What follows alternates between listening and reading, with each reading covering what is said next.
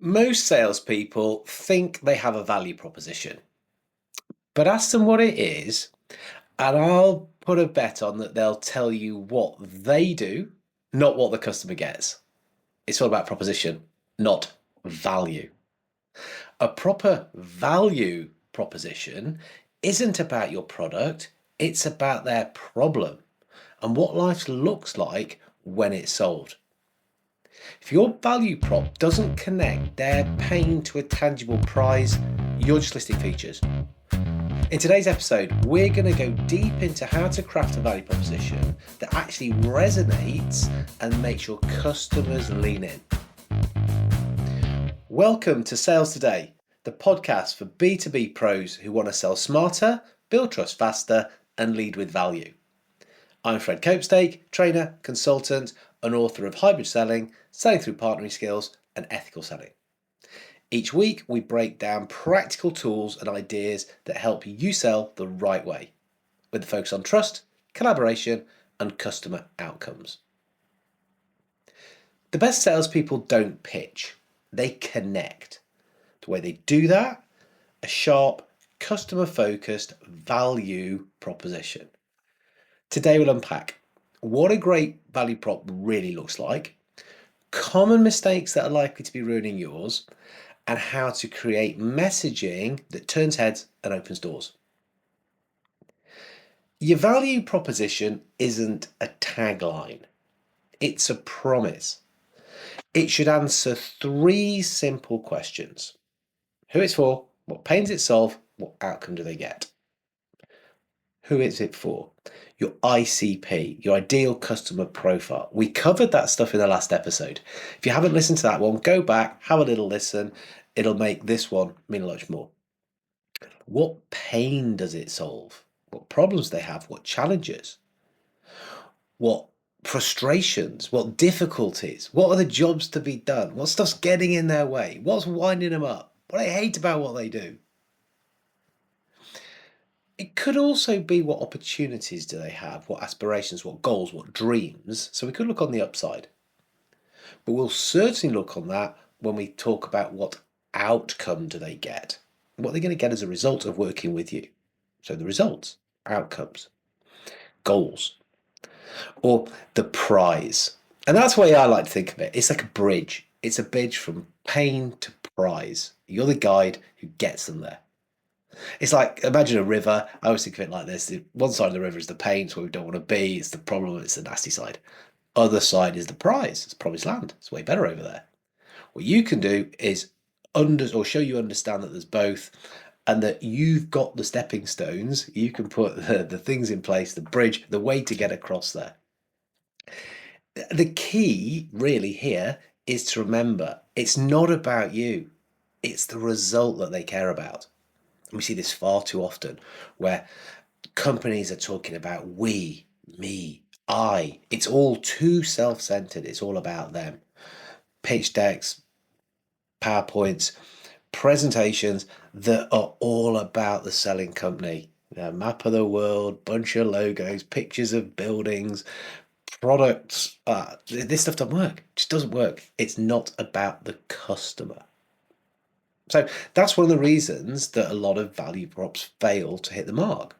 Yeah, they fall flat because they're built on internal language, not customer language. Yeah, they lead with what we do, how we're different. Yeah, we're the leading provider of. Yeah.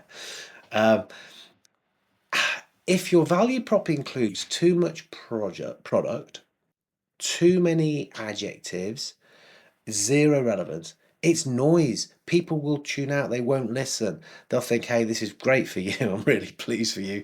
But I've got some stuff I'm trying to fix it. I'm trying to sort some stuff out. Yeah. So way that you could fix this. So little structure. So it's a quick fix, but it'll get your brain working around this. Trying to put in place.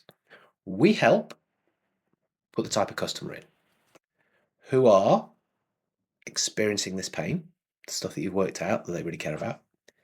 Achieve specific outcome for them by what you do.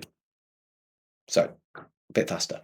We help this type of customer who are experiencing this pain, achieve the specific outcome by what it is you do. So let's think of a real life example. We provide cloud-based CRM solutions. Now, bully for you, doesn't really mean anything. We help growing B2B sales teams who are losing deals due to poor pipeline visibility improve win rates by up to 20% without changing their whole tech stack. Hear the difference in those two approaches. We provide cloud-based CRM solutions. Okay. We help growing B2B sales teams who are losing deals due to poor pipeline visibility improve win rates by up to 20% without changing their whole tech stack. One's way tighter. If you're in the market for that, you could be if you listen to this. It's a sales podcast. I suspect the second one is far more magnetic, far more interesting. So here's a little exercise that you can do. If you're a sales manager, you're listening to this, and you want to kind of coach your team on this, there's 4 things we're going to do. So first up, identify the pain. Yeah, what's the customer trying to fix? What they're trying to avoid? What do they want to improve? Flip charts, post-its, hands-on, let's get this stuff out there. Let's really understand what that is. Then we go, part 2, define the outcome. What does success look like for them? What does it feel like? What's it like if you're them and you're achieving this kind of stuff?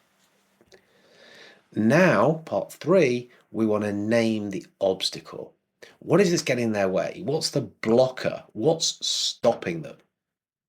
It could well be them. So we might have to be shining a light on the fact that they're getting in their own way. There's better things that they could do. And that takes some sensitivity in the conversation. We'll go on to that stuff later. But then what we want to do is number 4, describe the transformation. What changes when they work with you? Why is it different? What's it going to be like? That state when things are now in the prize side of the river, using that analogy, as opposed to where they're hanging out in the pain. Now bring it together using the customer language, not your internal jargon. You might have names, labels, things which you call your stuff. If the customer calls it the same thing, okay. But if they don't, work out what it is that they say. We want to talk in their language. Again, make it easy for them. We don't want to have to think too hard and create friction because we're not getting through to what they really care about. And then get out there and test it. Test it in real conversations. If people are saying, interesting, tell me more about that, you're on the right track. If greeted, blank face, no interest, I wonder if you're still talking about yourself. I wonder if it's proposition rather than value. Those 4 stages: identify the pain, define the outcome, name the obstacle, describe the transformation.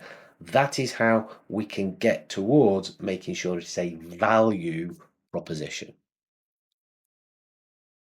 So, a little bit of a thought exercise. When someone asks you, what do you do? What's your instinctive go-to? Do you talk about your product or do you talk about their problem? Gap between those is where your best value proposition lives. So have a think about that. Catch yourself in what you're saying and have a think about, actually, am I really talking value here or am I in proposition mode? Okay, so to wrap up then, I want to keep these things nice and short and sweet and usable. A strong value prop bridges pain to prize. Strong value prop bridges pain to prize. It's customer-centric, it's outcome-focused, and it's crystal clear. And the point with this is that it should make customers think that you get them, you understand them, you know their world, before you even met them and started to ask them questions about this. That's what we're trying to do. Okay, so action step. All of these podcasts now come very much with an action, a challenge, if you like. It's to rewrite your value proposition this week using the format that we covered earlier on. Test it out on a colleague, manager. Better still, talk to a customer. Watch their reaction. Gauge that. Refine it, repeat it. This stuff, it's almost like work that's never done. We're going to keep repeating it until we're able to absolutely nail it. So if this has given you some fresh thinking, don't forget to subscribe, share. As always, I love to connect with you. Drop me a message on LinkedIn saying you've heard it, what you found interesting. In the show notes, there is also a scorecard which is covering a whole 15 elements that we're talking about in this little mini series. But I'm Fred Copestake. This is Sales Today, and until next time, keep selling the right way.